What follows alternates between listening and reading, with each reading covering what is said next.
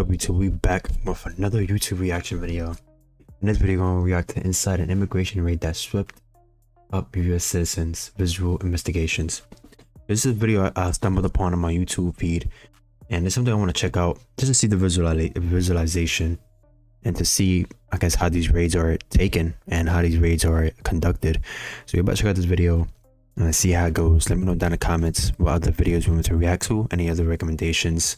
Leave it down in the comments and I'll react to it.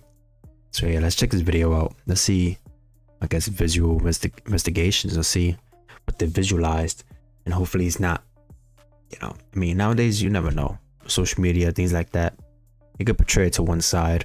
But let's check out and see how it goes.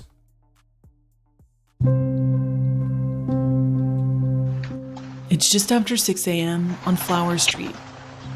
Amid the morning calm, a security camera captures a SWAT team moving in formation. Operators in tactical gear carry ladders into the backyard. Another group enters the front and attaches strips of explosives along the windows and door. Inside, Jenny Ramirez and Yo, talk about Call of Duty, bro. This is like the first mission in Call of Duty. That's tough. That's tough. That's what I'm talking about, bro. Come on now. Listen, bro. Do things illegal comes with consequence. It's that simple, bro. Don't do things illegally. her two kids are sleeping when her phone rings. Oh, two It's a kids neighbor sleeping? calling. Oh, man. Jenny, wake up, wake up. I see a lot of police in front of your house. Are you okay? Get up. Out front, an armored vehicle pulls up. It's carrying a canine team, a photographer, and a drone operator. At the end of the convoy is a U.S. Border Patrol vehicle. These are federal immigration agents at the home of U.S. citizens, and they're ordering them to exit immediately. Agents wait 14 seconds, then blow out the bedroom window. My 6-year-old started screaming, we're here, we're okay. But he wasn't understanding. It wasn't like something that happened to the house and they were coming to help us. I told him, they're not helping us. The second explosion blows off the front door. We wanted to understand what prompted this show of force and use of manpower. These high-risk tactics, according to current and former federal officials, are typically used for drug smugglers and violent fugitives, not by immigration agents trying to arrest a U.S. citizen accused of injuring government property, who it turns out isn't even home. But a closer look at the footage shows the man behind this raid is on scene watching. This is Greg Bovino.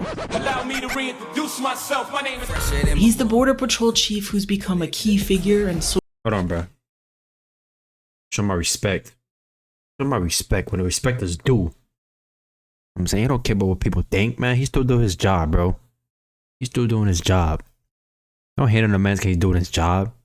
Protecting U.S. citizens. Making the streets safe again. You know what I'm saying? Hey, man, it's going to be other, you know, sensitive topic to people. At the end of the day, we have laws in place. You know, we have rules in place within this country that people just did not follow no more. So people, they're keeping it more strict again. Pretty much what it is. Just following the laws that we have in place, you know, for this immigration crisis that's going on. And they just enforcing it. That's all they're doing. And you have people over here trying to stop them from doing their job. They're getting, I highly believe they're getting paid. 100% getting paid, bro. 100%. social media fixture in the Trump administration's immigration crackdown and slick video campaign. Bovino's rolled out cavalry in Los Angeles, boat patrols in Chicago, strip mall sweeps in Charlotte, injecting Border Patrol tactics into areas nowhere near the border, and sending agents trained to patrol vast deserts for border crossers into busy urban communities to round up unprecedented numbers of potential deportees. Don't forget illegal. Don't forget that word. That's what I'm saying, bro. Like, you can just be truthful. Just tell her how it is. But no, man, they won't. You know what I'm saying? It just that's the way it is. This is how and why we secure the homeland. For Ma and Pa Bovino's playbook is a stark departure from ICE, a separate arm of Homeland Security that's historically conducted more methodical, time-consuming investigations of individual targets. Exactly. On behalf of the men and women of the United States Border Patrol, it's time to turn and burn. We're turning and burning onto that next target. Turn and burn isn't showboating, Bovino says. It's using fast-moving shows of force to deter criminals and keep agents from getting bogged down by agitators so they can enforce laws that he says have been neglected for decades. Exactly, We're here, 100%. and we're not going anywhere. The messaging from the administration has been clear. Bovino and his aggressive approach are delivering the deportation. Bro, if I didn't have to do so many like tests and like, you know, so much experience, bro, I will hop right in there too, bro. Give me a like, you know, give me a weapon, bro. Give me an assault rifle. You know what I'm saying? Do at least a week or two of training, bro. I'm in there. I'm in there, bro. Word. I'm in there. Protect the communities, you know, protect the communities and from criminals, you know. I'm sending people back from, you know what I'm saying? If they don't like where they at, why they here? If they waving their flags, why they here, bro? Why? People are just not aware, bro. Deportations President Trump promised in keeping Americans safe. But we took a deeper look at one of the operations featured on Bovino's timeline. This raid on Flower Street and the events that led up to it, syncing hours of video and audio from CCTV, social media, and a trove of never-before-seen police body cameras. We found behind Bovino's social media hype about law and order lies an entirely different story about his turn and burn playbook, and the spiral of consequences that it unleashes. The backstory of the raid at Jenny Ramirez's house began a week earlier.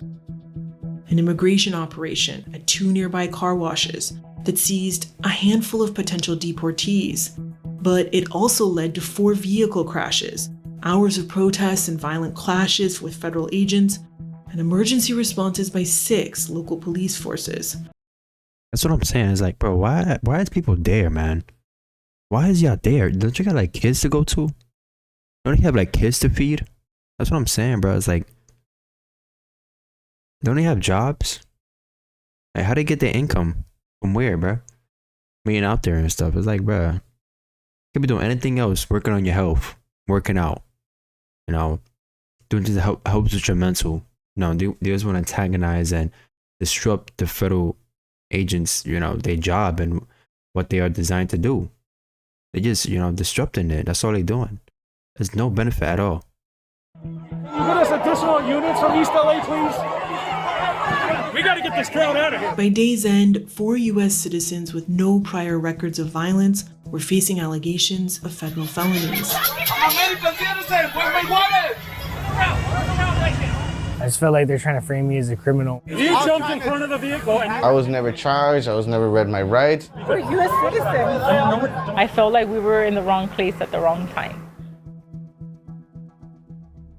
On June 20th, across the heavily Latino suburbs southeast of Los Angeles, reports of immigration agents and angry backlash were becoming a routine part of daily life. These fucking guys for one man. So crazy. Be a fucking shame to yourselves. Es la migra. La migraña. What's your badge number, actually? Yes. Leave them alone, motherfucker. Leave them alone. Among the locations targeted was in the city of Bell, a local business here along the main drag, Jack's Car Wash. It was like any other busy Friday afternoon until around 2:40 p.m. when footage shows 7 seemingly ordinary vehicles begin to stream in. At least 16 people would emerge. It's a lot of people for a little car wash. One worker who didn't want to be identified for fear of retribution told the Times he thought the cars pulling in wanted a wash. I was like, oh, it's probably a customer. But when they came out, they had these vests and then, like ski masks and sunglasses on, so you couldn't identify who it was. Most are Border Patrol agents, and according to a memo obtained by the Times, they've come prepared for elevated security risks. Workers said agents seem to approach everyone as a suspect, but ask just 2 questions. He asked, "Are you a US citizen? Are you from here?" I said, "Yes." And then he said, "Oh, where were you born at?" I said, "Bellflower, California." He left right away. The agents clearly spark fear for one customer who runs into the drive-thru. Then a worker dashes off in the opposite direction. Agents sprint after the runners Ran through the tunnel. as new ones arrive to assist. But that's what I'm saying, bro. You gotta be fit, bro. You gotta make sure your stamina's up there, man. Be chasing these people. That's what I'm saying, though. It's like, I'm pretty sure they ask the right questions, you know, before they fully conduct, an arrest. Pretty sure they ask questions. I'm pretty sure they research who the person is. For the most part, I feel like that's what they do because they're more professional with it. They're not going on there just being unaware. They know what they're getting themselves into, and they know the type of persons they're going for. With the technology they have now, what makes you think they're not prepared for these type of raids? And search for more suspects. Meanwhile, in the restaurant parking lot next to Jack's are Jenny Ramirez and her partner George, who had just delivered an order for Uber Eats. They're in their Jeep eating a quick lunch while the baby naps, she says, when they notice a man sitting in a parked SUV. And I'm like, maybe they're just waiting like us for orders. And then when I just saw what looked like a rifle, I told him, let's go, let's go, let's go. When George goes, he turns right, away from the car wash. Córrele, primo! Córrele, córrele, primo! But now his black Jeep is driving into a high-speed pursuit. This blue pickup is an unmarked Border Patrol vehicle, chasing the fleeing car wash worker, who, according to this driver's video synchronized with CCTV footage, runs right in front of George's Jeep. We were so close to running him over, and then we'd see this blue truck trying to ram us on my side. I just thought it was road rage at that point because the vehicles are not marked or anything. But then the pickup suddenly stops to let an agent jump out. Oh, they just crashed right now. Oh my God. It gets rear-ended by George's Jeep. Immediately, masked agents emerge with weapons drawn. They jump out and they were going towards us, and we didn't even have anything to do with it. We were just trying to get away from that place. George tries to back away, but his bumper is hooked onto the pickup, and both vehicles surge backward, right into a gray vehicle behind them. Bro, why would y'all back? Oh my gosh, dude. That's what I'm saying, man. People do not think. But if you see a pickup truck, I'm pretty sure they was aware of what was going on. So it was like, if you see a pickup truck trying to go close to you or in front of you, bro, just stop. Stop completely, bro. Stop completely and reevaluate the situation. You gotta have your head backing up and then back up to another car. You're causing more of a problem, more of an issue.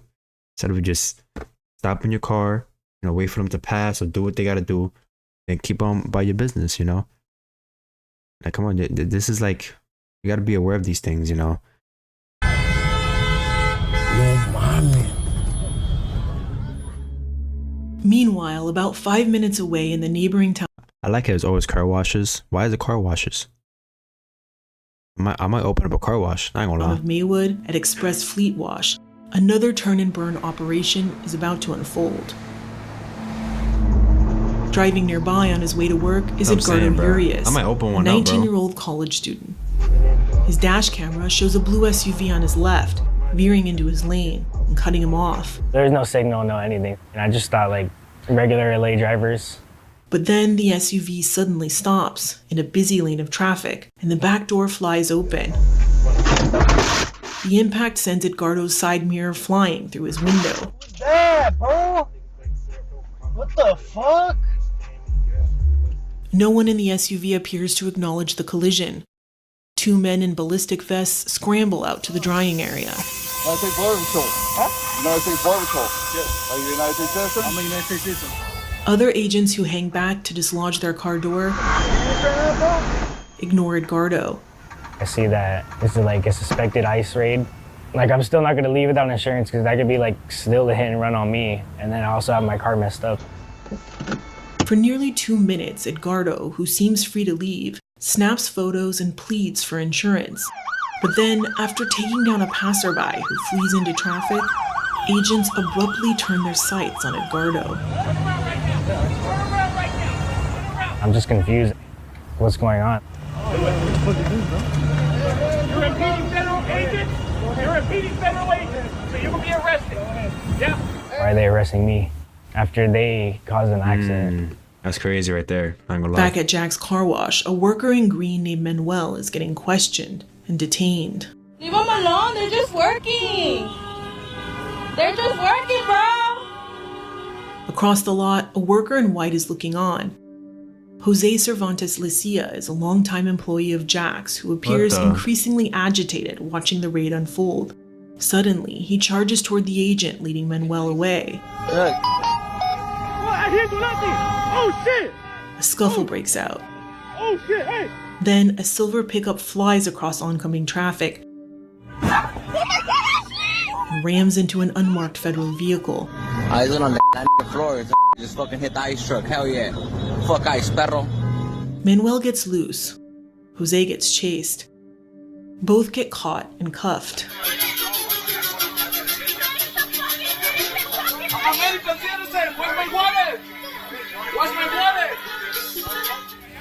At the same time, up the street from Jack's, Hey, put the guns away! Jenny and George's Jeep is still hooked to the pickup, and they're sitting inside, terrified the masked agents are trying to take George into custody. Get out of the car, get out of the car. Trying to get George out, but they didn't say who they were. They didn't say why. We didn't open the doors because we were scared. Fucking thugs, man, what the fuck? One agent pulls out a baton. Another fires a pepper ball launcher. Hey, they got a family, put the guns away! Agents say they're trying to stop George from fleeing, according to court documents, after what they allege was a deliberate collision to block their pursuit. Former agents told the Times a pursuit on busy city streets for a subject who posed Bro, I give them props, man. The amount of patience, bro, is insane. no known threat wasn't part of Border Patrol training during the previous administration. Most, however, broadly defended this shift to more aggressive enforcement policies, saying it was necessary after decades of lax border enforcement. And George's driving, according to some of the agents, posed a serious threat given the hostile operating environment. Hey, we're here to de-escalate this situation. This isn't the type of policing, or setting, they said, that Border Patrol agents typically handle. There's a fucking baby in the car, bro. Put the fucking guns away, dude. It's not for them. It's for the crowd. It's for There's never been any... At the other car wash in Maywood, no express workers or customers are detained. Bovino's turn and burn playbook appears to be backfiring. Guys, don't got nothing else to do, huh? Just bug people, man. Once agents move Edgardo into their vehicle, it appears they're planning to leave. But apparently, there's uncertainty about what to do with him, according to audio from his dash camera. I don't know. We'll get on the road. Instead of getting on the road, agents sit in this Tahoe with Edgardo in front of the car wash for nearly an hour. Show your face. I got family. We got family too. We're out here. It's not clear what they're waiting for. But Edgardo says agents are making calls requesting help from local law enforcement. As the crowd grows and tensions rise. They're saying that this would have never happened if I would have just been on my way, but I was being on my way. I was just trying to go to work. Yo, what's your name? Brother, what's your name? What's your name? That's what I'm saying, bro. It's like, oh my god, all this could have been avoided, bro. All this could have been avoided. Like, I understand that happened to him. His car got messed up. This, that, and third. But that's not worth being put back in the car, you know, by getting arrested. Especially the type of person you're dealing with. It's like, bro, just keep going, bro. Like, especially nowadays, like when they do certain raids, things like that, they get overwhelmed by the people that goes around them, you know, and people like try to slow them down and things of that nature. So it's like they go things based off right then and there what's going on. Like they don't have time to second guess what's going on, you know, because it's very, when they in the moment, it's very intensified. You know, so if we do things quick, you don't really think about too much. You know, you just go for it, go for the action. And I feel like that's what's happening with these raids. And when I do certain, like, you know, pick up certain people, things of that nature, and they stay in the area for too long, people start to build up. You know, start going against what they're trying to do. So, yeah. Over in Bell, federal backup is flooding in, but none of the heavily armed masked agents can defuse the situation or detach the pickup from George and Jenny's Jeep. Within minutes, Bell police arrive, wearing body cameras that give a rare behind-the-scenes look at how turn-and-burn tactics escalate a minor accident. You got a toe strap? How beautiful that rear end is. And unleash mayhem for local officers who are barred from assisting federal immigration operations, but sworn to uphold public safety. Sir, do you guys need paramedics? Initially, officers try to handle the collision like any other. Can you tell me what happened? They cut me off today. I can't break no more. The Border Patrol agent says the opposite. The GP says cut him off. I tried to go around him, chasing this guy. I was going to go off the curb, but I couldn't, so I slammed on my brakes and he was right on me. The agent also alleges to police that George might be a repeat offender. I'm pretty sure I had something similar to him the other day, but I'm not 100% sure. Okay. Federal agents tread lightly, but their requests of local police quickly mount. We're not going to do anything to the driver, but do you have his info? Thank you. But it's going to take several years for you to regain our trust. And once officers get Jenny and George to exit the Jeep, Nobody's going to take this, right? These are going to be good. We're U.S. citizens. and a tow truck positioned to unhook the vehicles, Okay, you guys are good? Jenny says they're told they can go home. I asked the Border Patrol too, are we free to go? He said, you guys are fine, go. But no one's going anywhere at this point, because the show of force has not deterred, but attracted hundreds of onlookers and protesters. And now, agents need help getting out. We're just looking at our exit plan here. Okay. We'll probably need your assistance. Right. We have several vehicles that are trapped over here by the crowd, so we'll need to push them out. Okay. The federal vehicles, they say, must all leave together to protect against attacks. That's what I'm saying, but like, imagine like trying to leave and you can't leave. Like, bro, these people is causing their own destruction, bro. Just let the agents leave. You know what I'm saying? And then get mad when they start making arrests. Like, make it make sense, bro.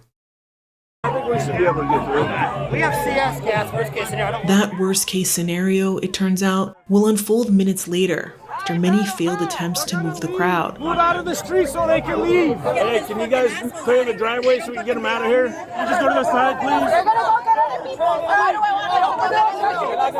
The moment that shifts the protests into violence comes when two new federal vehicles arrive and accelerate toward the crowd. They absolutely just tried to run some folks over. Bystanders erupt at federal agents What are you doing? You're fucking done! and at local police. You're supposed to be with us, not against us, bro! Let's get these vehicles out of here. Well, yeah, I know. The sergeant in charge scrambles All right, guys, hey, it's time to clear out. to clear an exit path and de-escalate the scene. Come on, let them out of here. That's what I'm But it saying, bro. has the Look at opposite this. Get out of effect. here. Come on, let them get out of here. Number. What's your badge number? As the sergeant waves people to cross, this federal vehicle starts rolling toward them. A man bangs on the hood and immediately gets pinned to the ground. The takedown sets off new backlash and a hail of tear gas. What the fuck? Oh my god! Local police caught up in a scuffle Watch out, we're taking shit. call for emergency help. Three, can you get us additional units from East LA, please? We need mutual aid 999. You guys almost out of here? That's two flat tires now, so I don't know. It was during these minutes of That's what I'm saying, bro. It's like they trying to leave, but not letting them leave. And then they get mad when they make other arrests. Like, these people are delusional, bro. Just let them do their job, you know? Let them do the job, let them leave, bro. mayhem that federal agents made the one request that police officers denied. You guys be able to take this guy home? Bro, they pushed me with the car, dude. You jumped in front of the vehicle and you are hitting the vehicle. That is not what happened, according to Isaias Peña Salcedo. This is where I was, bro. where I was listening to the officer telling us to cross, and that's when. Isaias, a 25-year-old construction worker, said he hadn't come to protest. He'd been headed to a nearby grocery store with his friend's family and reluctantly agreed to see what was causing the commotion. When violence erupted, he says he was following orders to leave. I was told by the officer to clear the path, and that's when the car started rolling into me, and I was like, dude, what the heck? Not hard enough to put a dent or anything, but just, what are you doing, man? Like, I'm getting told to cross, like, can't you see? Being a citizen, he said, didn't matter. I always carried my passport on me with everything going on. He took my passport, put it right back in my pocket, tossed me into the truck. Leave him alone, he's a kid! Get back over on the other side. It's getting dangerous out here now. Before the federal convoys finally leave the scenes in Bell and in Maywood, federal agents deploy more tear gas into a nearby park. Right! Oh, fuck my eyes! Oh, fuck my eyes! And into streets filled with local police officers. I had one explode in my face.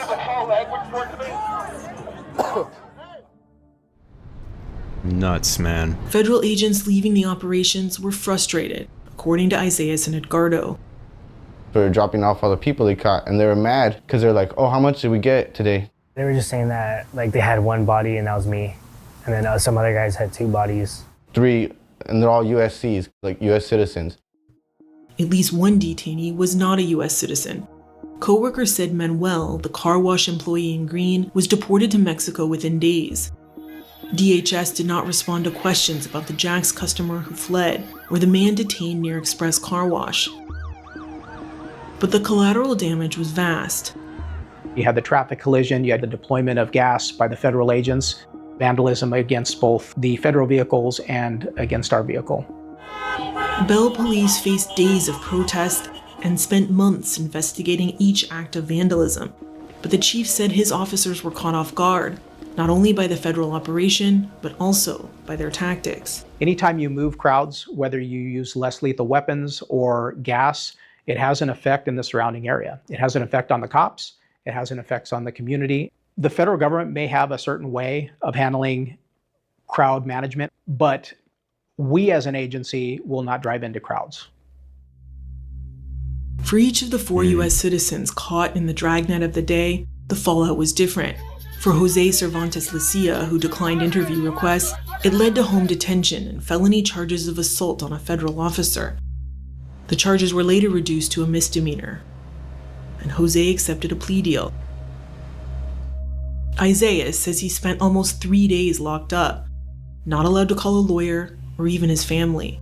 I was never charged, I was never read my rights, I wasn't even allowed to see the judge. Yeah, okay, if I did this, take me. Don't just grab me. That's third world country stuff. He said he had no idea if or when he'd get out. You're just in there looking at the ceiling at the white paint. I thought I was gonna be in there for a couple years, so I was already mentally preparing myself.